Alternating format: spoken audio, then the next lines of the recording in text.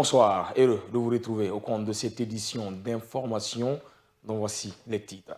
Le délai pour le dépôt des candidatures des dossiers pour la fonction publique a été prorogé.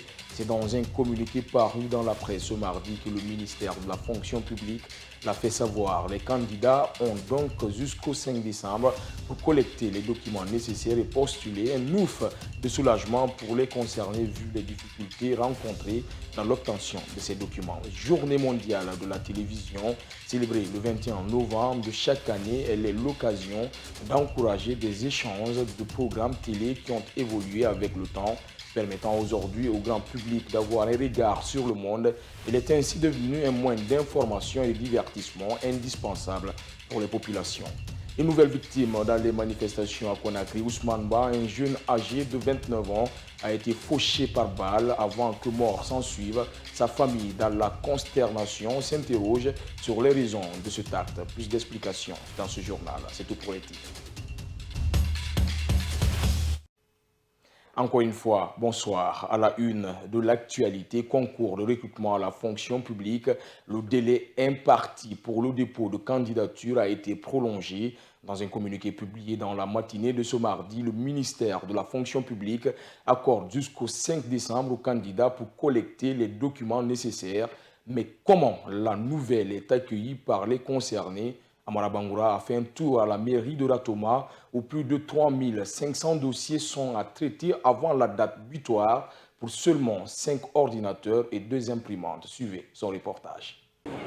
Devant le service d'état civil de la mairie de Ratoma, nous trouvons Aïssa Tokoroma et Yaya Bangoura, 2 candidats pour le concours de recrutement à la fonction publique. Programmés pour venir récupérer leurs extraits de naissance biométrique, ils sont sur le banc d'attente et la nouvelle pour le report de la date limite pour postuler les réjouit. Si on disait c'est aujourd'hui que le dépôt allait finir, est-ce qu'on aura l'opportunité? Donc non, on n'aura pas l'opportunité. Mais si on nous a dit encore jusqu'au 5, c'est que c'est une bonne chose pour nous. On a 2 semaines, bon, ça me fera plaisir. Ça me fera plaisir. Ça vous permet de faire quoi? Ça va me permettre de mener mes démarches encore. C'est désormais jusqu'au 5 décembre, mais à la mairie de Ratoma, la demande demeure toujours grande pour l'acquisition de l'extrait de naissance biométrique, l'un des documents nécessaires pour la candidature. Plus de 3500 dossiers sont en attente d'être traités, contre 5 ordinateurs et 2 imprimantes. Allé aux soirées, Anne est le chef service adjoint de l'état civil. Avec le nombre d'agents et ce qu'on doit travailler, vous trouverez que vraiment le 5 va nous permettre de traiter au moins pour 80% des demandeurs. Pour rappel, la candidature pour le concours pour l'intégration à la fonction publique a été lancée le 1er novembre dernier. Selon les chiffres fournis par le département de tutelle, à la date du 15 novembre dernier, plus de 150 000 candidats étaient déjà inscrits contre 16 000 agents à recruter. Dans le cadre de la mise en œuvre de l'accord signé entre le gouvernement et l'intercentrale de l'éducation concernant l'engagement des enseignants contractuels communaux, des missions d'identification de ces derniers sont déployées sur le terrain. Ces missions partent à l'intérieur du pays afin de procéder à l'identification de tous les enseignants contractuels communaux en situation de classe et payer leurs primes octroyées par les autorités. C'est là en attendant le concours qui doit les engager officiellement à la fonction publique d'ici la fin de l'année 2023. En Soubaïlo Baldé. 7 heures à Koya ce mardi, le président du collectif des professionnels de l'éducation s'apprête à aller à l'intérieur du pays dans le cadre de l'identification et le paiement des primes d'incitation aux enseignants contractuels communaux. C'est un prélude à l'organisation du concours en pratique de classe qui engagera les enseignants contractuels à la fonction publique à partir de janvier 2024. Vous constaterez que pendant la signature du protocole d'accord, il a été dit que les enseignants contractuels vont renoncer à leur arriéré de salaire au profit de l'engagement à la fonction publique. Donc le gouvernement, n'est-ce pas, a dit, alors puisque les gens ont manifesté leur bonne volonté, il fallait trouver, n'est-ce pas, quelque chose pour les accompagner afin qu'ils puissent payer le transport, aller sur le terrain. Donc c'est dans cette optique que le gouvernement a trouvé 2 millions pour chaque contractuel afin, n'est-ce pas, de les accompagner, à faire le transport pour qu'ils soient sur le terrain, enseigner les enseignants. Donc, en principe, ça devait être payé depuis le mois passé, mais vu les contraintes, ça a retardé un peu. Mais aujourd'hui, les dettes que nos contractuels ont contractées pour aller sur le terrain, ce sont cet argent-là qu'on va les payer pour qu'ils puissent, n'est-ce pas, éponger la dette contractée. Pour Moussa Doré, le déploiement des missions à l'intérieur du pays auprès des enseignants contractuels communaux va en droite ligne avec la mise en œuvre du protocole d'accord. Oui, c'est bien vrai qu'il y a eu un retard, mais puisqu'il n'est jamais tard de mieux faire, le protocole est en train d'être mis en œuvre et nous pensons qu'après la mission de 2 semaines qu'on va faire sur le terrain, le concours va suivre dans les pratiques de classe pour permettre à nos collègues d'être, n'est-ce pas, fonctionner à partir du mois de janvier. À ceux qui ne sont pas d'accord avec le protocole signé entre les autorités et les enseignants contractuels, Moussa Doré leur adresse un message. Donc pour nous, c'est un non-événement. Ceux qui disent qu'ils ne sont pas d'accord par rapport à l'esprit du protocole d'accord, qu'ils nous fassent une liste. Nous allons demander aux autorités de payer les arriérés et d'enlever leur nom sur la liste. C'est le message qu'on peut les passer. Pendant 2 semaines, les missions déployées à l'intérieur du pays seront aux côtés des enseignants contractuels communaux pour leur identification.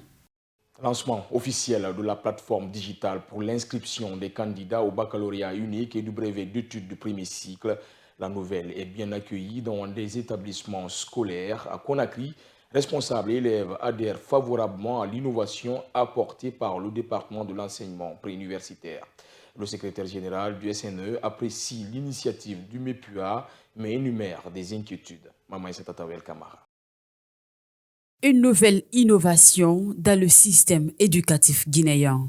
Il s'agit de l'inscription des candidats en ligne dans une base de données qui contrôle de façon automatique si le candidat est admis aux examens antérieurs et autres. Cette digitalisation et matérialisation des examens nationaux est bien accueillie par des candidats et encadreurs. Pour moi, je dirais que le ministre a pris une bonne initiative. C'est-à-dire que ça permet aux candidats de bien s'orienter et aussi de bien se préparer. Et ça va encourager certains aussi de prendre du courage, de fournir l'effort. Et nous avons accueilli avec beaucoup de satisfaction cette nouvelle innovation. Franchement, parce que ça va mettre fin ici aux problèmes que nous avons connus auparavant par rapport à l'inscription de nos candidats, notamment les cas de doublons. Pour Michel Pepe Balamou, secrétaire général du SNE, les autorités du MEPUA doivent remplir d'abord des préalables avant de penser à la digitalisation des examens nationaux. En réalité, lorsque un enseignant bénéficie d'une promotion, lorsqu'il bénéficie d'une affectation ou d'une mutation, son dossier doit le suivre directement là où il va. Donc le mouvement du personnel doit être dématérialisé, doit être digitalisé. Secondement, il faut dématérialiser les infrastructures et équipements scolaires. Aujourd'hui, on n'a aucune carte scolaire pour vous dire que voilà exactement le nombre d'écoles dans le pays. Ce sont des chiffres approximatifs que l'on donne. Donc il va falloir travailler à ça pour l'élaboration d'une carte scolaire. Mais en Guinée, on met toujours les examens nationaux devant.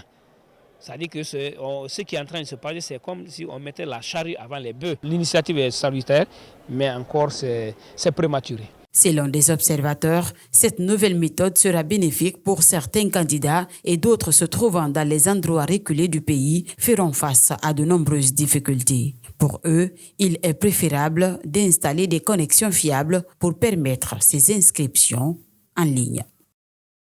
La politique, dans ce journal, gestion de la transition en Guinée, les acteurs sociopolitiques ont des appréciations différentes. Interrogé, le président du bloc libéral dénonce certains manquements qui freinent le bon déroulement de l'agenda de la transition.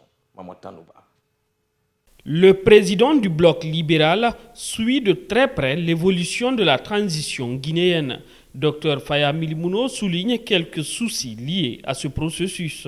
Quelques soucis toujours qui hantent la période transitoire, le fait que plusieurs acteurs aient choisi de bouder la table de négociation.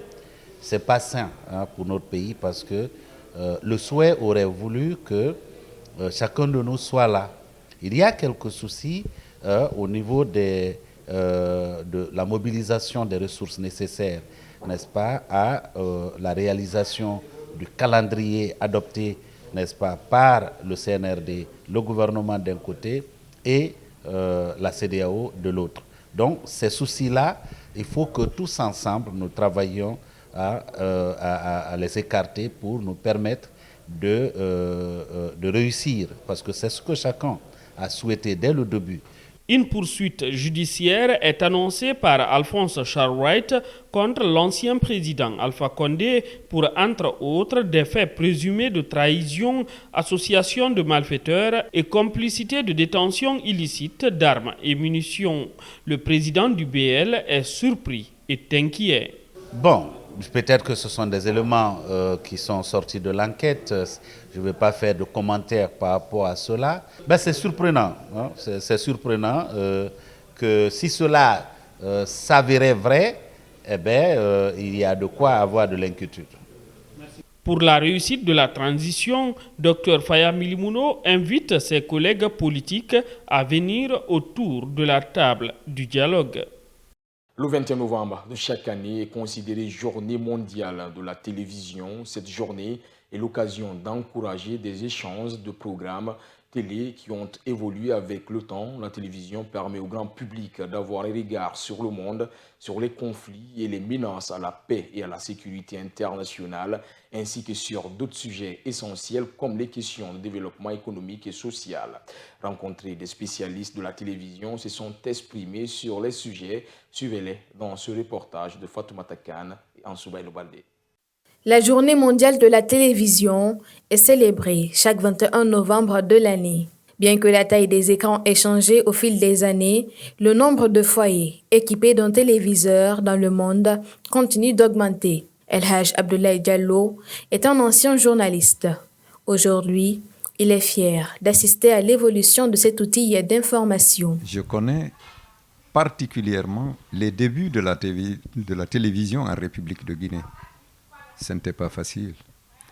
Aujourd'hui, la télévision arrive à mieux informer, à mieux éduquer et à sensibiliser et à distraire. C'est devenu vraiment un outil incontournable pour l'humanité entière. Sans la télévision, aujourd'hui, on ne peut pas du tout être à l'aise. Je peux dire même qu'on ne peut pas vivre sans elle. La télévision est aussi un excellent moyen de sensibilisation de l'opinion publique, vu les enjeux auxquels sont confrontées nos communautés et notre planète à travers les différents programmes proposés. Pour Yamoussa Sidibé, il est important que le journaliste connaisse ses responsabilités. La télévision, ça peut être un moyen de solidarité, un moyen de communication privilégié, un moyen de sensibilisation des populations, mais ça peut être aussi un moyen qui favorise les conflits.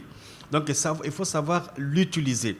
Il faut que le journaliste qui l'utilise, l'animateur qui utilise la télévision comprenne ses responsabilités sociales, savoir à quoi peut être destiné tel ou tel sujet.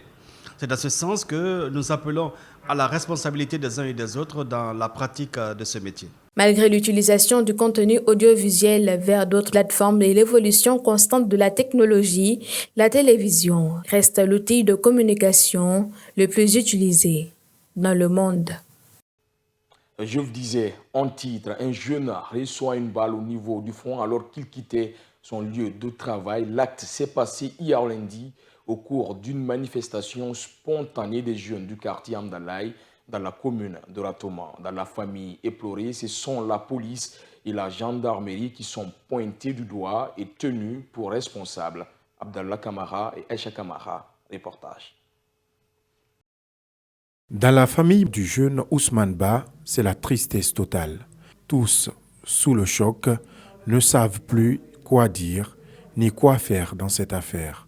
Âgé de 29 ans et commerçant, le jeune a été tué dans la nuit du lundi aux environs de 19h par des hommes en uniforme alors qu'il revenait du travail selon des témoins.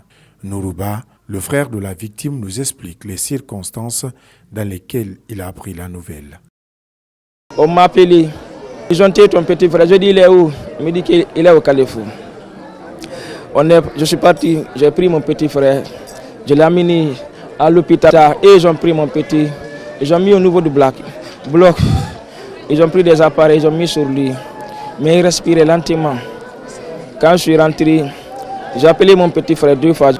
Quand on est parti à l'hôpital, donc le petit, quand la voiture s'est arrêtée, il a respiré, il a fait comme ça, une seule fois. Il est décédé automatiquement. Avec un cœur serré, Boubacar Ba, oncle du défunt, dit s'en remettre à la volonté de Dieu. Arrivé à la morgue de Donka, ils nous ont dit si nous comptons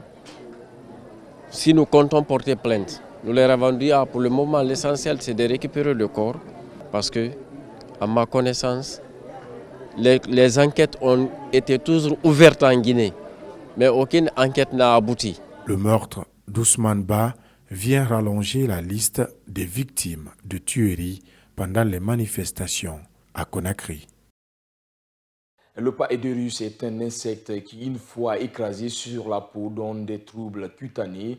Cet insecte saisonnier qui apparaît à la fin de la saison pluvieuse et au début de celle sèche n'est plus méconnu des populations. Comme toutes les autres maladies, les lésions cutanées causées par le Paedoeurus sont guérissables sous différentes formes. Dienab Cham a rencontré un médecin, suivez son reportage. Les insectes toxiques sont nombreux et leur envénémation peut revêtir différents degrés de gravité qui peuvent nécessiter une prise en charge médicale. Le Paedoeurus, quant à lui, cause des effets indésirables une fois écrasé sur la peau. Il apparaît généralement à l'intersaison. Effectivement, il apparaît à l'intersaison, fin de la saison de pluie et début de la saison sèche. Souvent c'est comme ça. Et cet insecte contient de la pédérine. Et cette pédérine, effectivement, c'est cette substance-là qui assure et qui favorise la destruction de la couche superficielle de la peau qu'on appelle l'épiderme et crée les désordres cutanés qui sont associés. Il est recommandé d'éviter d'écraser cet insecte sur la peau. Lorsque effectivement vous vous rendez compte que vous avez écrasé l'insecte sur la peau, il est recommandé de laver l'endroit abondamment avec l'eau et du savon. Cependant, des gens écrasent l'insecte sans se rendre compte. La nuit, par exemple, quand tu es couché. Victime du Paedoeurus, Adama Silla explique comment elle s'est retrouvée avec cette blessure. C'est l'insecte qui est monté sur moi. Je l'ai tapé, mais là-bas, là où je l'ai tapé, je ne l'ai pas remarqué. C'est après maintenant, le lendemain, quand je me suis réveillée, j'ai vu que c'est enflé, puis ça me faisait mal. Il y a des gens qui m'ont conseillé de mettre le miel là-dessus. Il y a d'autres qui disaient de mettre du sucre et tout. Mais comme c'était un peu grave, je suis allée voir un médecin qui m'a proposé des médicaments que j'ai achetés. Mais là, ça va. Pour prévenir les éruptions cutanées causées par le Paedoeurus, il faut éviter d'écraser les insectes sur le corps, éteindre les lumières dès après le crépuscule et une fois en contact avec l'insecte, nettoyer la partie avec de l'eau ou appliquer du miel puis du beurre de karité, a conseillé le médecin. Sport, pour finir, le Sili national de Guinée s'incline face au Botswana au compte des éliminatoires de la Coupe du Monde 2026 sur un score d'1-0. Une déception de nombreux supporters mobilisés ce mardi devant leur petit écran pour suivre en direct le match à Dixon Terrace. Cette contre-performance du Sili met déjà certains fans de l'équipe nationale dans un climat de doute quant à la qualification des hommes de Kabadiawara à cette Coupe du Monde. Mayambo Ibari. Ils y ont pourtant cru jusqu'à la 79e minute. Ces supporters du Sili national ont vu leur espoir anéanti lorsque les athlétiques botswanais ont marqué le seul but du match. Dominateurs sur l'ensemble de la rencontre, les hommes de Kabadiawara n'ont pas pu revenir au score. Un match où la Guinée avait pourtant toutes ses chances. Mais pour ce supporter du 11 national guinéen, les joueurs ont manqué de concentration. La défaite des Guinéens, ça c'est des manques de concentration. Mais les ans acquis des entraîneurs Kabadiawara, ce n'est pas l'erreur de Kabadiawara. S'il y a de concentration avec la cohésion, tu savoir que tu es venu mouiller le maillot dans son pays, tu peux progresser. Mais quand tu viens, tu fais un semblant, après tu s'en vas. ça ne peut pas marcher. Une défaite au goût amer pour les fans du football guinéen. Certains accusent le sélectionneur de la Guinée, Kaba Diawara, d'être à l'origine de cette mauvaise performance. C'est la chose que je vais demander à Kaba Diawara parce qu'on a beaucoup de manquants. Nabi est blessé, Issaka Silla est blessé. Encore, pourquoi il n'appelle pas Morlaï, les jeunes des messieurs des Guinéens, des messieurs d'Afrique, Morlaï Silla, il n'appelle pas ça. Madi, il y a quoi en tout cas, Badiawara et Madi, pourquoi il n'appelle pas Madi? Ça, en tout cas, nous, les supporters de Sina National, ça nous fait mal, quand même. Parce qu'on a eu les qualités de Madi, les qualités de Morlaï Silla, ce qu'elle a fait.